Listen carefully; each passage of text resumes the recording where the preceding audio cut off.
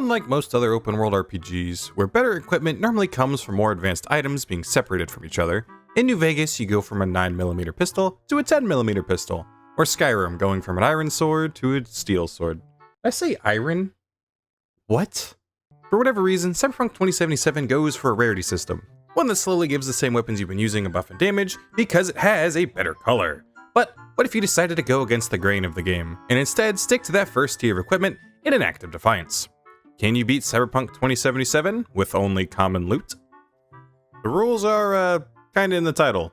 Only allowed to use tier 1 items as the game calls it. This goes for clothes, healing, armor, weapons, cyberware, anything that I can equip has to be tier 1. Now, enough stalling. I normally play these challenges on the hard difficulty, but as if my brain glitched harder than this game, I decided very hard would fit this run better. Please don't get used to this. Have fun randomizing with the new patch. Find the perfect specimen before accidentally randomizing again. I find Emo 2 Electric Boogaloo, and set stats for high body and cool, for high health and crits, and reflex for dodge, which I never actually get. I lose my lunch and try to find it while on break, before dealing with the regular show plot of getting cursed by a random well-dressed gumball man who fires me and forces me to only use common loot. Jackie informs me that we are so fired, and nearly pass out from no longer being a level 50 Arasaka mob boss. The months go by and Jackie's helped me deal with this curse and show me that tier 1 is enough, as these speedrunning skills can't be taken away from me. Thankfully, the game is nice enough to start me off with tier 1 loot, and you can obviously take on the first mission with these items you're meant to have. Just use the time to get used to using throw weapons for high crits, as the zero research I've done tells me that burst damage is the way. We find the only person in the friend group who can't take a joke, and when their best friend and resident butt buddy tells Jackie and I off, talk about my favorite city. City like any other, just bigger. No, it's a super important city. Super cool. It's big and stuff. Prevent a car crash just like Mythbusters taught me. Grab free stash stuff. Take a shower. Grab the only iconic that can ever be tier 1 naturally, that I almost never use. Skip the talk with Jackie so I can use this chance to fill my pockets with all the pee-pee poo-poo weapons and crafting components that I can from doing NCPD scanner missions. Making sure not to grab any not great items, and trying to get used to using multiple weapons, while also grabbing all kinds of smart, tech, power, and melee weapons just to have as many strategies as possible at my disposal, and also selling duplicate weapons for extra money. While Jackie spends his hard-earned paper on snacks, I spend my time speedrunning. Hey, V. Shut up, Misty, I'm speedrunning. So I can take not only my handouts, but all my hard-earned eddies go to all the tier 1 chrome I can muster, even buying things I can't fit into my body. Because rarity goes up with level, so once I'm about level 10, most tier 1 items are as common as your mother not turning a joke into a lecture. I get the few things I find interesting, and will inform you about them when I can install them. I have to show Vic my 100% off coupon for all this wear, and quickly get a job to pay for the arm Vic just broke. Same old deal of dealing with my paralysis demons to get some new toys, and also need to watch a brain dance so I don't have too much fun. Tell Jackie it's time to lock in before I focus on the focus perk, to get better weak spot damage and unlimited shooting potential on most weapons. Get amazing Minecraft memories before a glitch ruins it. Huh? Wear some tier 1 drip, decide to call my least favorite the office character, who introduced me to Muscles. Tell her we can make a deal where she gets the chalky milk from the All Foods if I get the spider bot. She then gives me a chip with things YouTube won't let me say, so after I make sure that I deleted the virus! still end up deciding to play nice with Meredith. So Jackie and I clear out All Foods the good old-fashioned way. So with every head thoroughly shot, technically fail the run because the flathead is a tier 5 item, breeze through All Foods, using some weapons just to try. If you haven't noticed, I'm just trying to fly past these sections we know you can clear, which brings us to Royce. And even on very hard, and his weak spot not doing as much damage as I'm used to. I only did that much. Damn. I was kinda hoping, yeah.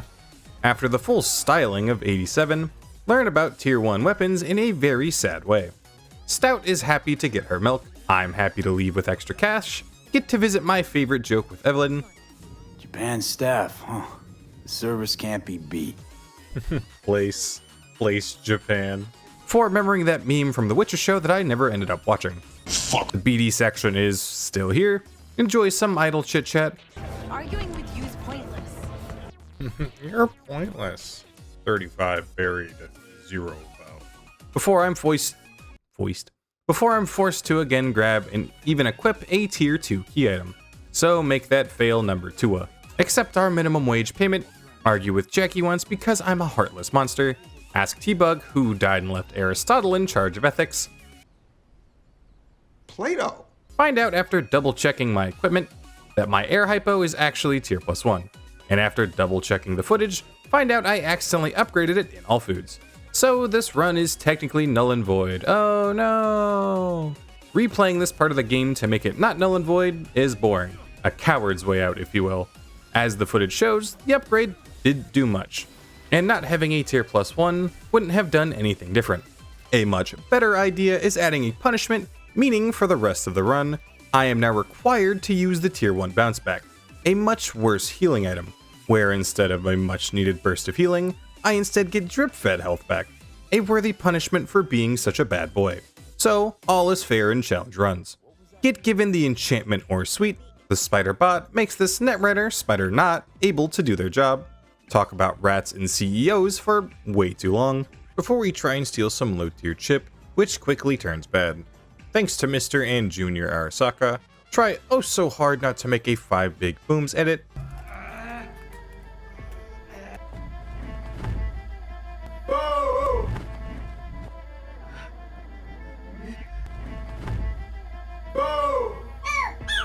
So with that over with, T-Bug uses the last of her energy to open a door, craft a few tier 1 weapons such as a revolver, pistol, and knife, jump forgetting I'm allergic to falling from heights. This damages Jackie and the case. With the chip being tier 2 in this state, that means Jackie needs to slot it in to keep it safe. Try and make one pistol for stealth. Jackie shows me that stealth is in fact for dum-dums. And since very hard, make sure I can't do enough damage for stealth anyways, use the knife and revolver to burst down enemies instead. And while it's not a perfect run through, I thought that was my Jackster, fuck you. With the mix of everything I got at my disposal, Konpeki Plaza is no issue. Even put in the time to take down the mech. And the footage sped up to eye-hurting speeds show that it definitely was not worth the time. This is, man, you know what? Maybe I was wrong about very hard, you know, this is a fun experience that I'm experiencing. This is great. Until it finally bites the metallic dust. What a fight, man, that was so cool. Find the getaway driver and smat him amateur. Shoot and net run those drones until they gave up like that one friend during an argument with me after I realized I was wrong 20 minutes ago, and my new goal is to now make them as mad as possible.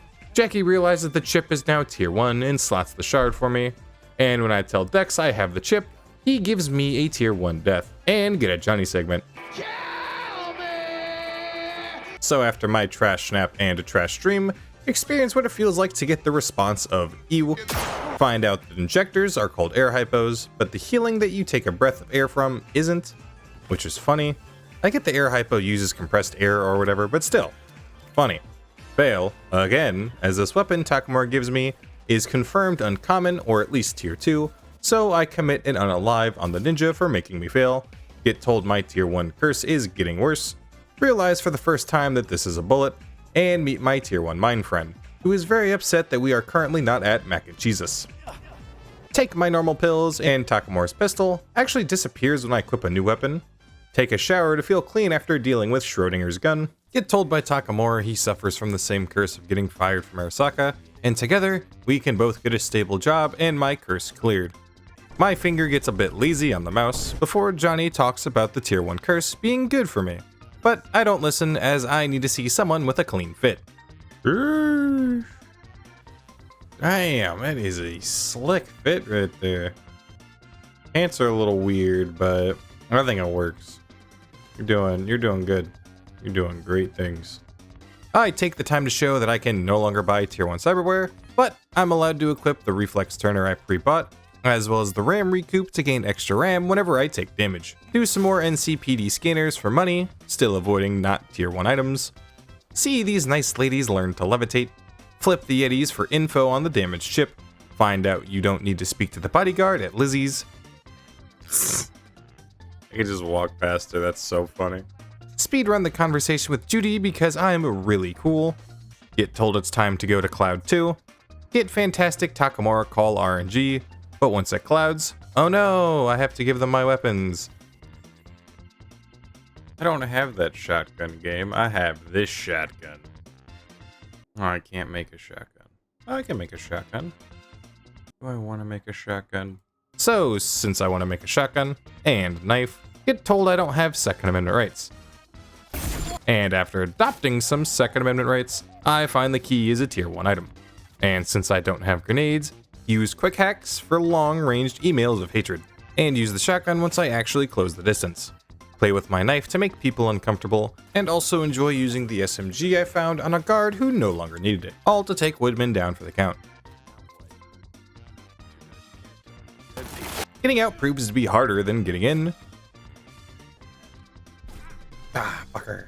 My SMG doesn't have enough bullets, forcing me to slowly send overheat after overheat, as with my low healing from my terrible air hypo, as well as my damage which is starting to dwindle, getting out isn't easy, but it is very much possible. So once the last enemy gets smushed and hits that dance that makes me avoid the club even more, repaint the walls, stub my toe, which makes Johnny get very angry because Arasaka isn't filling the potholes with my taxes. I then meet with Takamura, give his worthless friend the ultimate corporate rat yap, which gives us the Blues Clues of a parade going on, and with our empty pockets, we get free info on the defenses we will need to deal with. Tell Takamura to call me quickly when he can, despite my terrible damage, get to do one quick and cool group kill on the bodyguards, force Fingers to talk to us now, and after pulling the information and clearing out the problem for a free level. You're gonna need to find a new doctor. Judy is said, I end the porn peddler who's bad, and with a tier 5 key item, pizza and coffee take us to Charter Hill.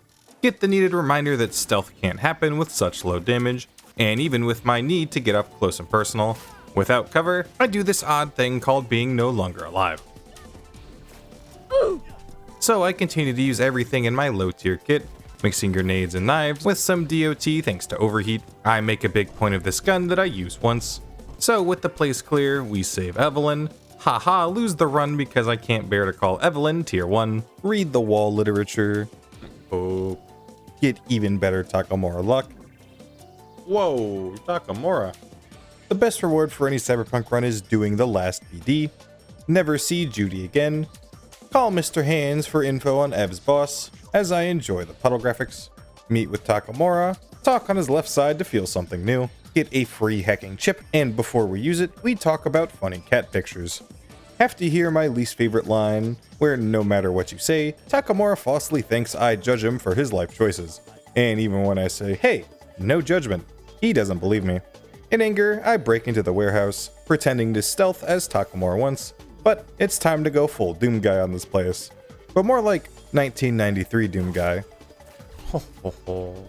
That gets game ended by a 1993 Chevy Astro.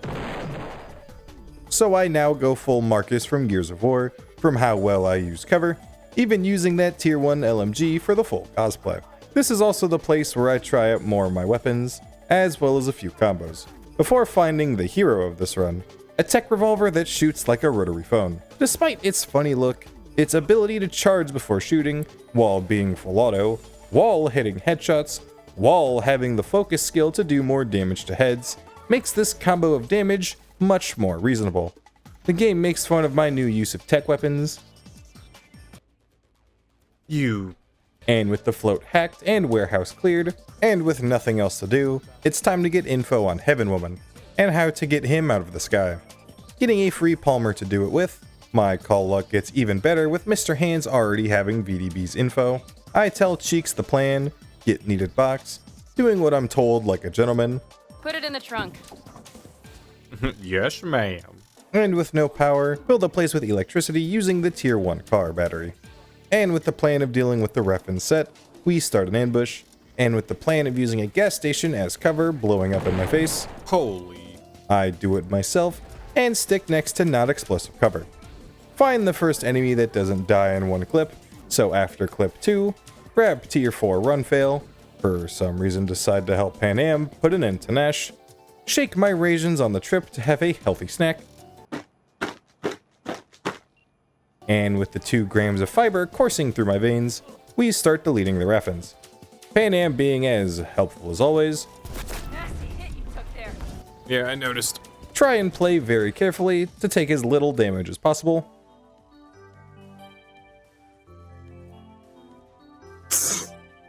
I become so focused taking out the ads, I think that this is the first time Pan Am takes out Nash herself.